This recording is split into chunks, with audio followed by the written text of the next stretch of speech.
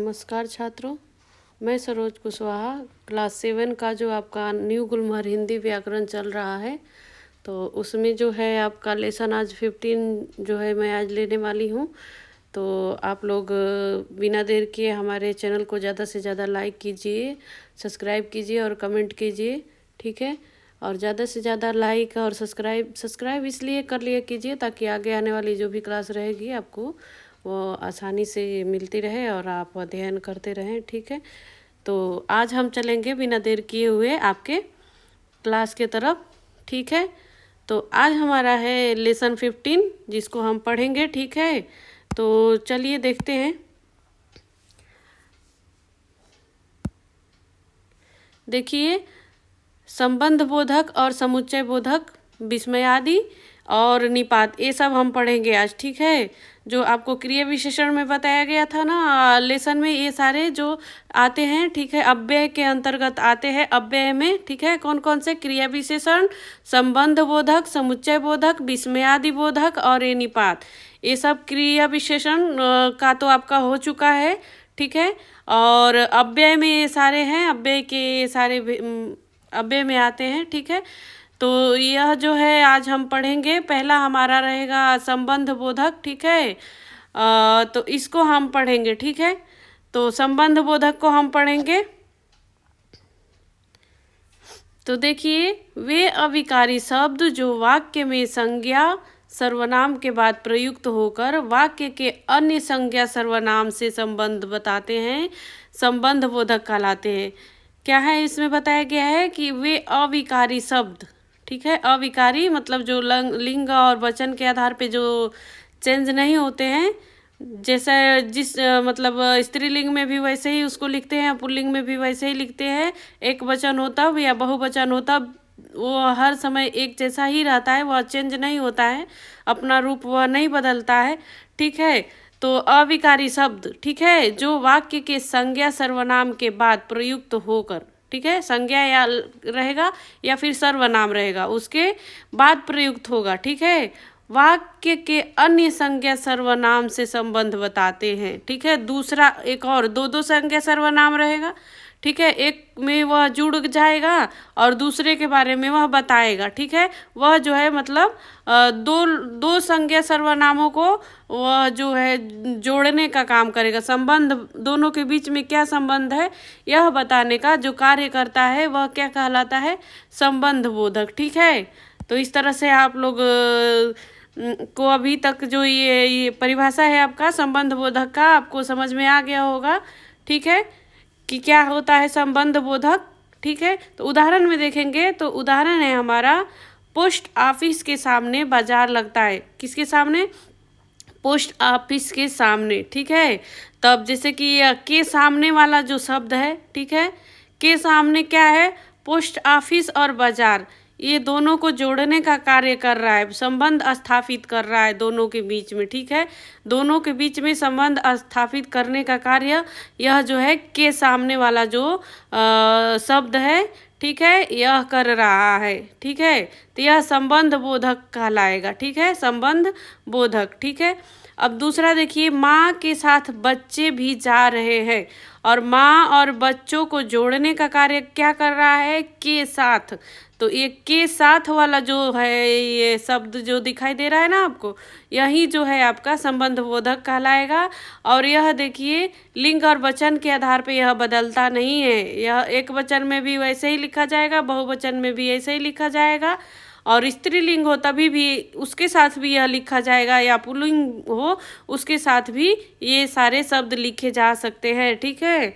अब देखिए तीसरा है, घर के चारों ओर भीड़ इकट्ठी हो गई है, ठीक है, घर के चारों ओर भीड़ इकट्ठी हो गई। घर और भीड़ ये क्या है, घर और भीड़ दोनों को क्या है, दोनों के बीच में संबंध स्थापित करने का कार्य क्या कर रहा है, कौन सा शब्द, तो के चारों ओर।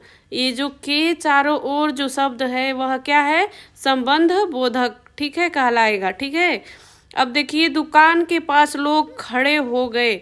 अब दुकान और लोग के बीच में क्या है, के पास, के पास जो शब्द है यह दुकान और लोग के बीच में संबंध स्थापित करने का कार्य कर रहा है। ठीक है, तो इसलिए यह जो है संबंध बोधक सब वाले शब्द हैं ये। ठीक है, पिताजी के सिवाय मुझे किसी पर विश्वास नहीं है, और पिताजी में और मुझ में जो संबंध स्थापित कर रहा है वह क्या है, के सिवाय। तो ये जो शब्द है आपका के सिवाय, यह क्या है, संबंध बोधक शब्द है। उसकी तरफ कोई नहीं देख सकता, उसकी और कोई। ठीक है, उसकी और कोई के बीच में क्या आ रहा है, की तरफ।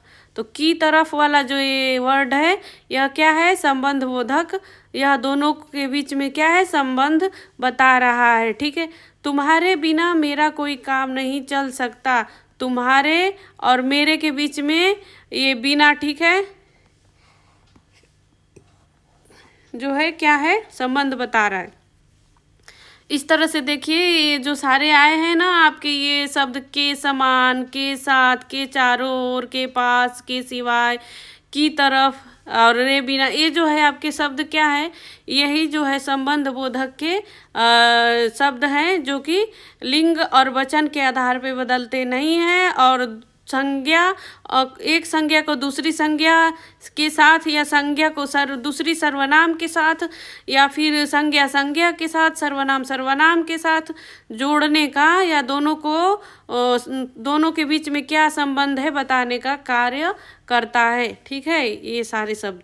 अब देखिए इन वाक्यों में आने वाले रंगीन शब्द के समान, के साथ, के चारों ओर, के पास, के सिवाय, की तरह, बिना, ऐसे शब्द जो वाक्य में दो संज्ञाओं या संज्ञा सर्वनामों के बीच संबंध स्थापित कर रहे हैं, इन्हें ही हम क्या कहेंगे, संबंध बोधक शब्द कहेंगे। ठीक है, संबंध बोधक कहेंगे। ठीक है, अब देखिए उदाहरण के लिए और देखेंगे हम, जैसे कि दिया हुआ है बहुत सारे नाम यहाँ पे, से पहले, की ओर, के बाद, के बदले, की जगह, ये इतने सारे शब्द है, के बारे में, के विषय, के विपरीत, के अनुसार, के अनुकूल, के बिना, के अलावा, के बगैर, के समीप, के संग, से लेकर, से तक, ये सारे क्या हैं, संबंध बोधक के यह जो है शब्द हैं। ठीक है, इतने सारे शब्द, इतने सारे उदाहरण जो है संबंध बोधक के हैं, जो दो संज्ञा के बीच में जो है संबंध बताने का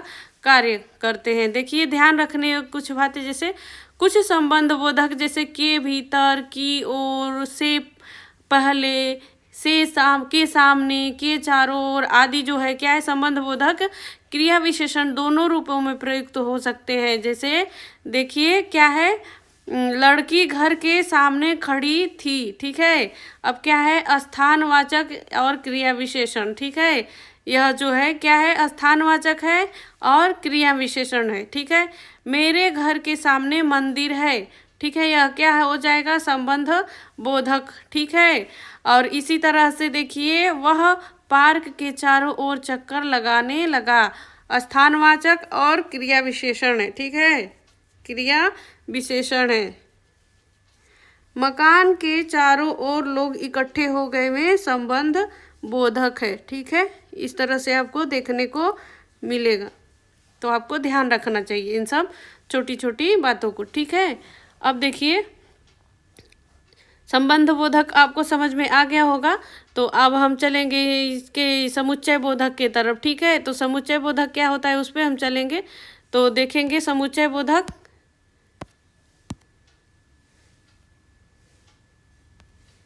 तो समुच्चय बोधक देखिए,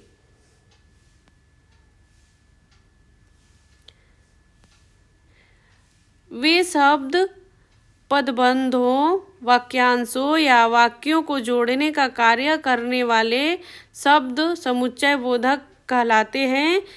इन्हें योजक भी कहते हैं। ठीक है, जो क्या है, शब्दों, पदबंधों और वाक्यांशों को जो जोड़ने का कार्य करते हैं उन्हें योजक भी कहते हैं। क्या कहते हैं, समुच्चय बोधक को योजक भी कहते हैं। ठीक है, उदाहरण में देखेंगे, राम और लक्ष्मण वन को गए में, और जो है क्या है, जोड़ने का काम किस में कर रहा है, राम और लक्ष्मण को। ठीक है, जोड़ने का कार्य कर रहा है। ठीक है, मैं बाजार जाऊंगा तथा मेरी बहन घर पर रहेगी में तथा जो शब्द है वह क्या है आपका समुच्चय बोधक है। और मैं और मेरी बहन जो है इसमें क्या है, यह जो है जोड़ने का कार्य कर रहा है। मैं बाजार जाऊंगा और मेरी बहन, दो मतलब को वाक्यों को जोड़ने का कार्य कर रहा है। ठीक है।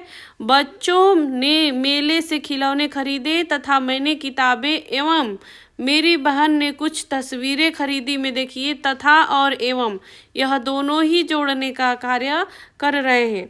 समुच्चय बोधक वाक्य जोड़ने के अलावा कुछ और भी काम करते हैं, जैसे कि विरोध जताने का कार्य भी करते हैं। ठीक है। जैसे सिर्फ जोड़ने का ही कार्य नहीं करता, जैसे इसमें तो और तथा और एवं इस तरह का जोड़ने वाले में आ गया, लेकिन विरोध करने के लिए क्या वर्ड्स आएंगे, जैसे देखिए लेकिन, मगर, अपितु, बल्कि, परंतु, किंतु, ये जो है क्या है विरोध करने का कार्य करते हैं। ठीक है। विरोध बताने का कार्य करते हैं। ठीक है।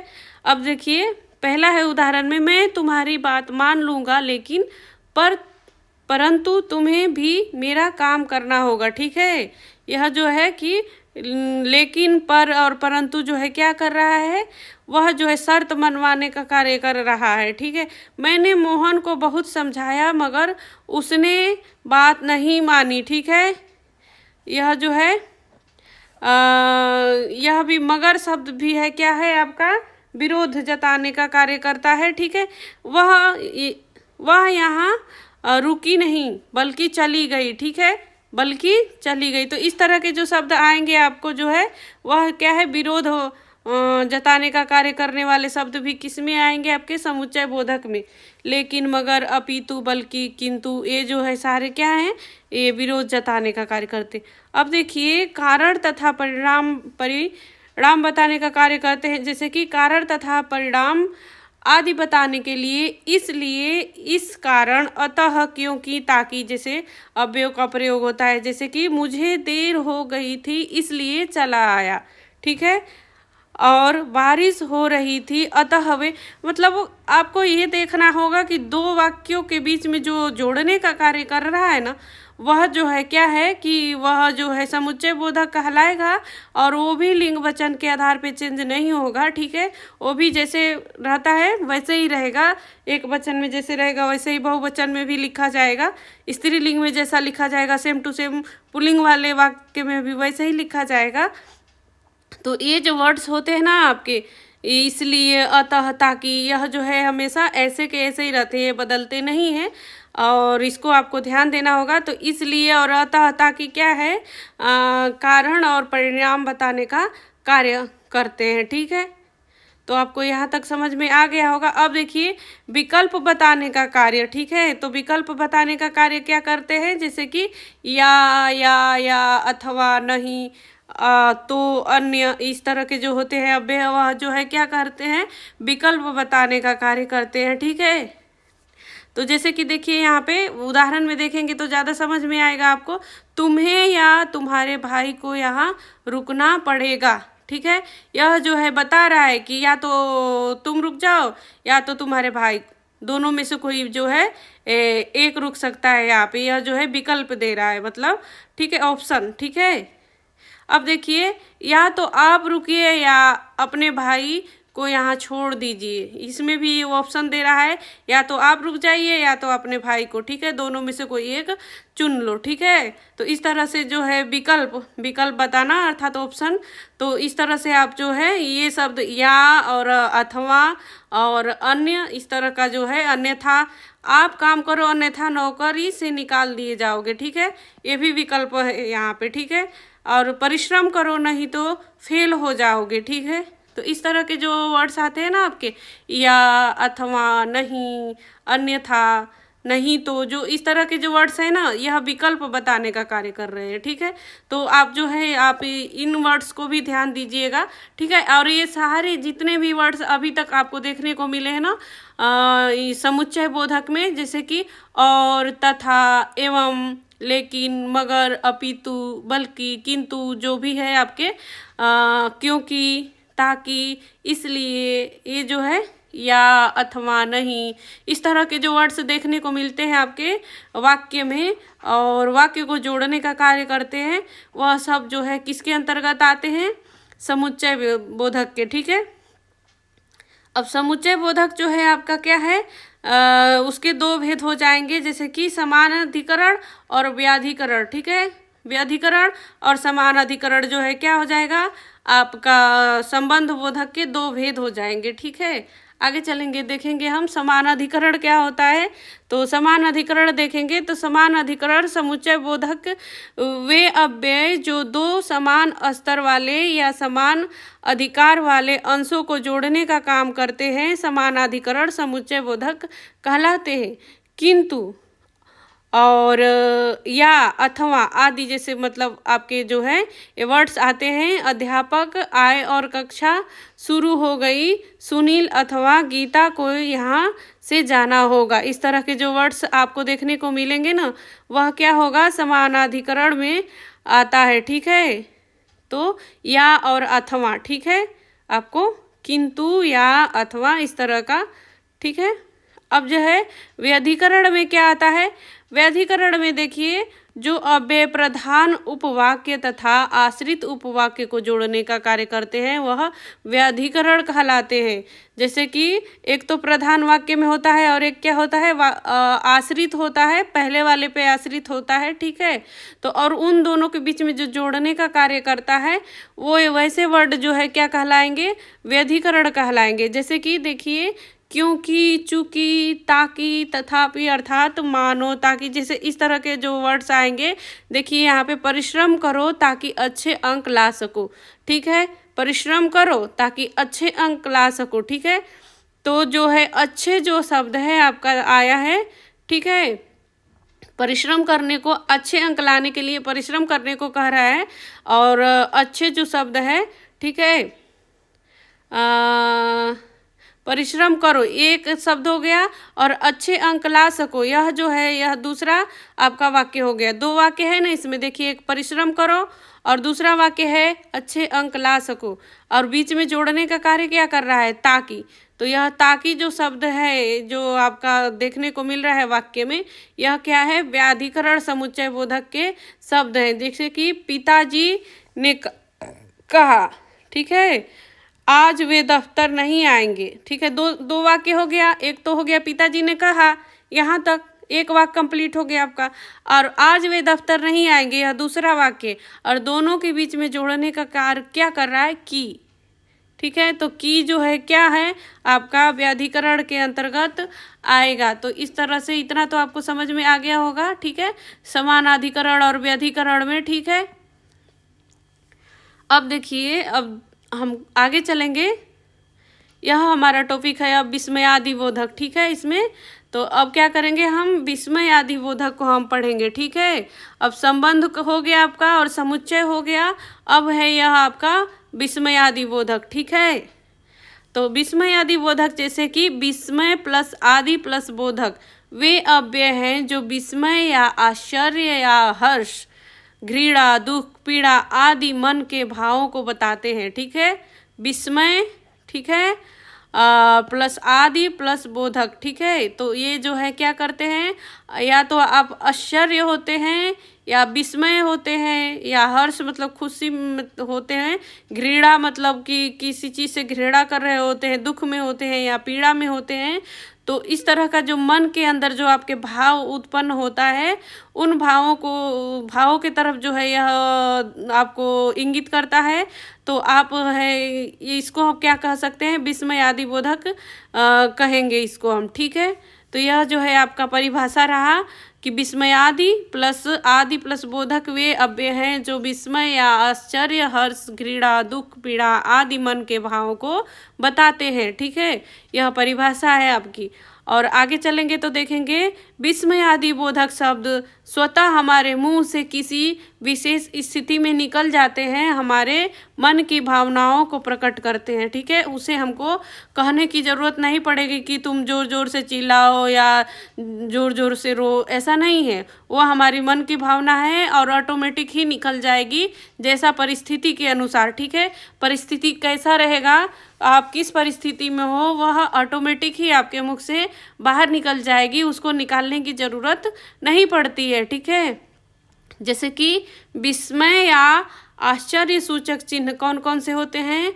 ओह, अहो, अरे, हैं, क्या आदि। इस तरह के जो आएंगे वर्ड्स आपके, वह क्या होंगे? विस्मय अर्थात आप आश्चर्य हो जाओगे। ठीक है, जैसे कि अरे, यह मकान गिर पड़ा। हैं, तुम यहाँ कब आए? क्या वह चली गई? ठीक है, इस तरह से। ठीक है, तो इस तरह के जो वर्ड्स होंगे वह क्या होंगे? विस्मय। और हर्ष वाला, वाह, बहुत अच्छे, बढ़िया, अति सुंदर, क्या खूब आदि। इस तरह के जो होते हैं वर्ड्स जो हैं आपके शब्द, तो वह जो है क्या होंगे? हर्ष उल्लास सूचक होंगे। ठीक है, तो जैसे कि वाह, तुमने तो कमाल कर दिया, बहुत अच्छे, ऐसे ही मेहनत करते रहो, बढ़िया, इसी तरह से काम करते रहो। इस तरह के जो वर्ड्स होंगे क्या हैं? आपके हर्ष सूचक हैं। और शोक में कैसे होगा? उफ, हाय, हाय राम आदि। ठीक है, तो जैसे कि वाक्य हम कैसे उसको देखेंगे, वाक्य में कैसे रहेगा वह? उफ, बहुत दर्द है, क्या करूं, हाय, बचाओ कोई, हाय राम, कितनी शर्म की बात है। इस तरह के जो होंगे वह शोक और ग्लानि सूचक दुख को प्रकट करेंगे। ठीक है, अब देखिए तिरस्कार तथा घृणा सूचक। ठीक है, छी छी, ठीक, हट, धिक्कार आदि। ठीक है, तो छी छी जो है क्या है? कितनी गंदी जगह है यह, छी छी, कितनी गंदी जगह है, हट, इतनी बदबू है यहाँ।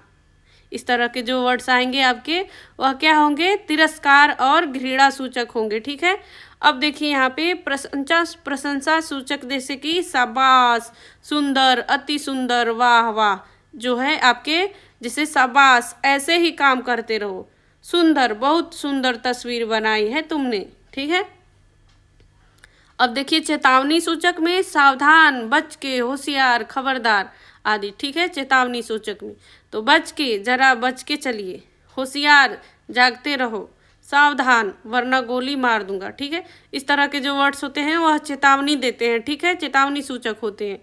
स्वीकृति या सहमति सूचक। ठीक है, अच्छा, बहुत अच्छा, ठीक आदि। ठीक है, ठीक, तुम यहाँ रुक सकते हो, अच्छा, तुम्हें नौकरी मिल जाएगी। ठीक है, इस तरह के वर्ड्स जो होंगे आपके क्या किस में जाएंगे? स्वीकृति या सहमति सूचक में। संबोधन सूचक, जैसे कि हे अजी आदि। ठीक है, तो हे भाई जरा इधर आइए, अजी साहब सुनिए तो सही।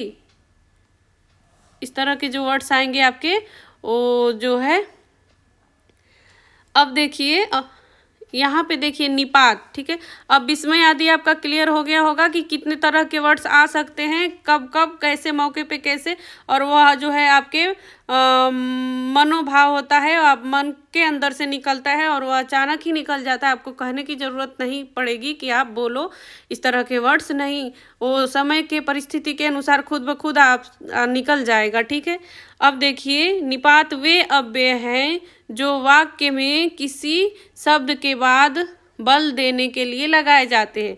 निपात जैसे हिंदी में प्रयुक्त होने वाले प्रमुख निपात, जैसे कि ही, भी, तो, तक, मात्र, भर आदि, ये जो है क्या है? हिंदी में आते हैं। ही, भी, तो, तक जो मात्रा है, यह जो है क्या है? यह हिंदी में आते हैं और क्या है? वाक्य में बल देने का कार्य करते हैं। ठीक है, देखिए उदाहरण में देखेंगे, पहला है मुझे ही यह काम करना पड़ेगा। ठीक है, तब जो ही आ रहा है, आपकी ही आवश्यकता थी, ही। ठीक है, मुझे भी अपने साथ ले चलिए, भी। ठीक है, मोहन को भी बुलाइए, भी। जो ये भी, ही शब्द आ रहे हैं ना, वही क्या है कि मुझे काम करने, यह जो है मुझे जो सर्वनाम है, इस पे क्या कर रहा है? वह बल दे रहा है। ठीक है, तो बल देने का कार्य कर रहा है। ठीक है, वह तो काम करने से रहा, काम तो कर दीजिए, ठीक है, काम तो कर दीजिए। तुमने खबर तक नहीं दी, उसने तुम तक से बात नहीं की, ठीक है। तो जो है तक आ रहा है ना, तक तक, तो यह जो है आपका वाक्य में तक जो है, तो इस तरह के वर्ड से जो आपको देखने को मिलेंगे ना, मात्र, मात्र, भर और भर, तो जो ये ही, भी, तो, तक, मात्र और भर, इस तरह के जो आपके वाक्य में जो देखने को मिलेंगे ना ये वर्ड्स, तो वह जो होंगे क्या होंगे आपके, वह निपात वाले वर्ड्स होंगे। वह जो है शब्द पर बल देने का कार्य करते हैं, ठीक है। और ठीक है, इस तरह से आपको देख करके आप पढ़िएगा, ठीक है, तो आपको अच्छा लगेगा। यह बहुत ही आसान है, ठीक है। तो यह भी लिंग वचन के आधार पे नहीं बदलता है, यह भी स्त्रीलिंग में भी सेम, पुल्लिंग में भी सेम रहेगा, और एक वचन में भी लगेगा, बहुवचन में भी लगेगा, यह बदलता नहीं है, ठीक है। अब इतना तो आपको निपात पे समझ में आ गया होगा कि निपात क्या होता है। तो अब जो है हम पूरे चैप्टर में अभी तक जो है हम क्या पढ़े हैं, क्योंकि अब तो चैप्टर आपका कंप्लीट हो गया है यह, और इसमें हम क्या पढ़े हैं उसको एक बार हम रिवीजन करेंगे, हमने सीखा से, ठीक है। तो संबंध बोधक का कार्य है वाक्य के संज्ञा या सर्वनाम के बाद प्रयुक्त होकर वाक्य के अन्य संज्ञा या सर्वनाम से संबंध बताना, ठीक है। तो क्या करता है संबंध बोधक, वाक्य के संज्ञा या सर्वनाम के साथ प्रयुक्त होगा और दूसरी संज्ञा और सर्वनाम के बीच में जो है संबंध बताने का संबंध बोधक कार्य करता है, ठीक है। समुच्चय बोधक क्या है, तो समुच्चय बोधक वे शब्द हैं जो दो शब्दों, पदबंधों, वाक्यांशों या वाक्यों को जोड़ने का कार्य करते हैं, ठीक है। क्या करते हैं, शब्दों, पदबंधों, वाक्यांशों आदि को जोड़ने का क्या करते हैं, कार्य करते हैं। कौन, समुच्चय बोधक। तो समानाधिकरण तथा व्याधिकरण क्या होते हैं, समुच्चय बोधक के दो भेद होते हैं। कौन कौन से, समानाधिकरण और व्यधिकरण, ठीक है। और विस्मय आदि बोधक वे शब्द हैं जो विस्मय, घृणा, आश्चर्य, ठीक है, घृणा, दुख, पीड़ा आदि भावों को क्या करते हैं, व्यक्त करते हैं, ठीक है। वह जो है हमारे मनोभाव हैं जो कि स्वयं निकलते हैं, ठीक है। और निपात वे शब्द हैं जिनका प्रयोग वाक्य के विभिन्न पदों पर बल देने के लिए किया जाता है, ठीक है। वाक्य के विभिन्न पदों पर बल देने के लिए किसका प्रयोग किया जाता है, निपात का, ठीक है। वाक्य के विभिन्न पदों पर बल देने के लिए निपात का प्रयोग किया जाता है, और उसमें कौन कौन से वर्ड्स आते हैं, ही, भी, तो, तक, मात्र, भर, ठीक है। तो यह जो है आपका पूरा लेसन जो है आपका यहाँ पे आपका कंप्लीट होता है। और हमारे चैनल को ज़्यादा से ज़्यादा लाइक कीजिए, ज़्यादा से ज़्यादा सब्सक्राइब कीजिए और बने रहिए हमारे साथ the Hindi classes bye Saroj Kushwaha. आज के लिए बस इतना ही, धन्यवाद।